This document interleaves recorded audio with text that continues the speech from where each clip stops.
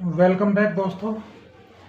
मैं एडवोकेट श्याम सुंदर बीएनएस की धारा 3 के बारे में जानकारी दूंगा।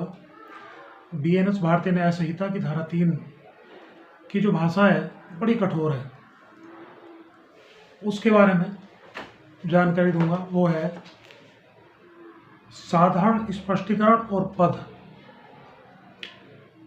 यानी कि जहां पर मान लिया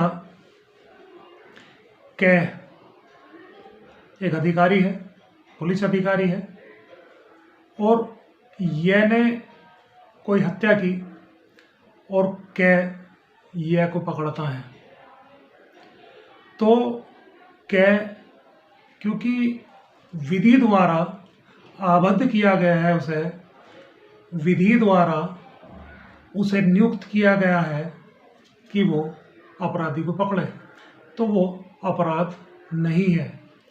दूसरा, कैह और खैह दो संयुक्त रूप से जेलर हैं और वो 6-6 घंटे की ड्यूटी उनकी है, और वहीं पर यह नाम का एक कैदी है, और दोनों जो जेलर हैं दोनों पर कैदियों की संरक्षण का भार है। अब दोनों की जिम्मेदारी है उनकी खाने की, पीने की, कैदियों की। तो यदि किसी की भी ड्यूटी में यह को खाना नहीं दिया जाता, यानी कि जो उनकी जिम्मेदारी है भोजन नहीं दिया जाता, और वो किसी की भी ड्यूटी में मरता है, किसी भी समय भूख से मरता है, तो उसमें दोनों जेलर बराबर के जिम्मेदार हैं और दोनों अपराधी हैं। या आप ये कहिए कि कोई दो व्यक्ति हैं, कैह और खैह, और एक तीसरा व्यक्ति है यह कैह और खैह, कि दोनों की ये सहमति है कि यह को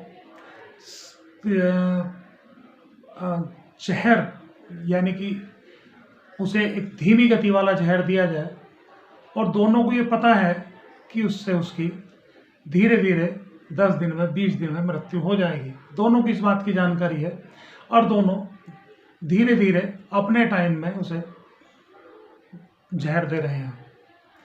अब धीरे धीरे विष का असर यह को होता चला गया और यह की हत्या हो गई। तो इसमें कैह और खैह भले ही उनका काम अलग अलग हो, अलग अलग टाइम में उन्होंने विष दिया हो, अलग अलग टाइम में उन्होंने धीरे धीरे साइलेंट जो इस तरह का विष दिया है उन्होंने, और उसकी मृत्यु होगी, तो दोनों बराबर के जिम्मेदार हैं उसमें, दोनों को बराबर सजा होगी।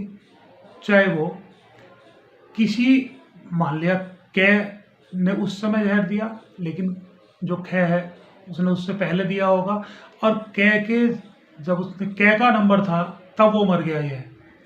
तो इस आशय से, क्योंकि दोनों सहमत थे कि उसकी मृत्यु कारित करनी है, इसलिए दोनों सजा के हकदार हैं, दोनों अपराधी हैं।